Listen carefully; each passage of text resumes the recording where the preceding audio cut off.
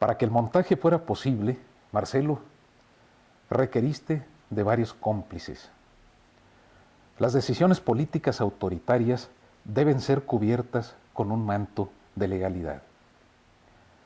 No resultó difícil, Marcelo, encontrar un juez de consigna que avalara la absurda historia que tu gobierno confeccionó. Abyectos sobran. Francisco Javier Valdés Rivera, juez 37 de lo penal del DF, contra toda lógica y sentido común, concluyó que el periódico Las Cosas por su Nombre fue solo un proyecto que no se realizó.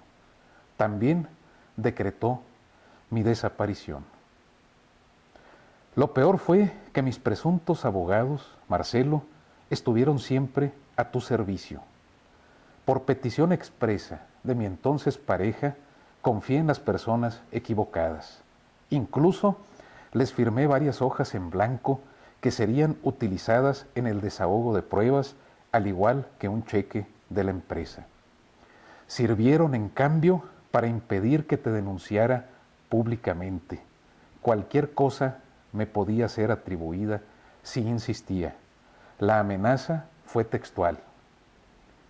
Fui obligado a callar por medio de la violencia física y psicológica. Incluso mi familia se vio forzada a pagar una extorsión a las autoridades del penal para que no me mataran.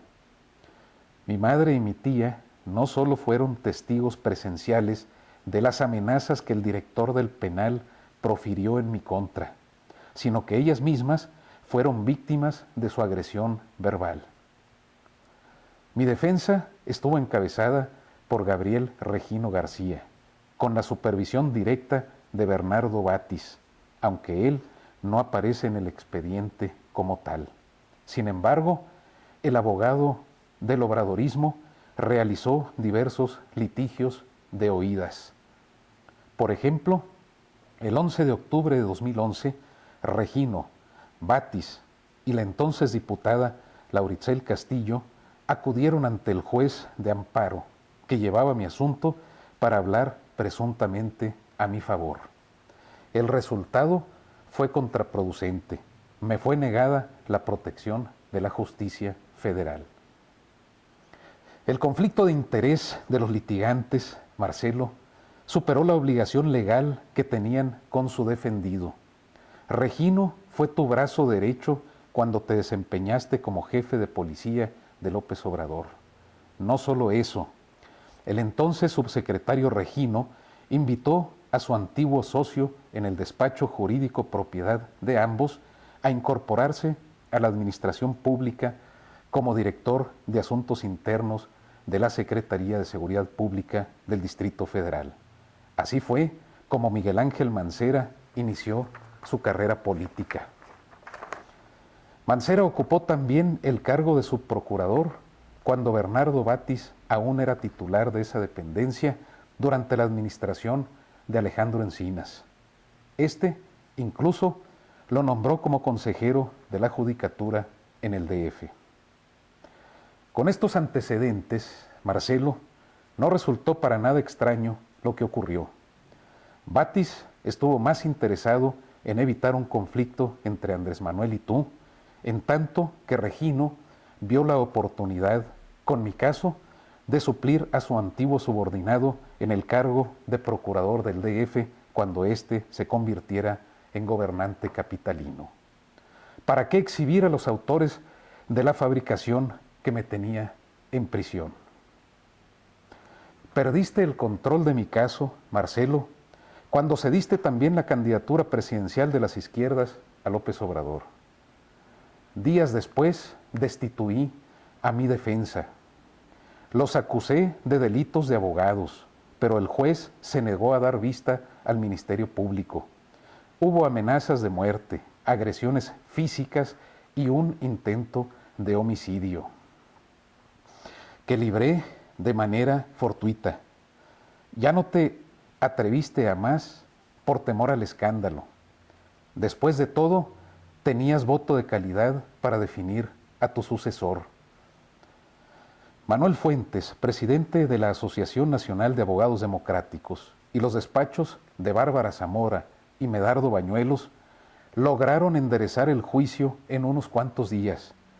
Ellos y la entonces diputada del PT, Teresa Guadalupe Reyes, fueron fundamentales para mi liberación. La legisladora exigió y logró que cesara la tortura y los tratos crueles, inhumanos y degradantes en mi contra. Se lo demandó a Celina Oseguera, responsable de los penales del DF, quien después ocupó ese mismo cargo a nivel federal.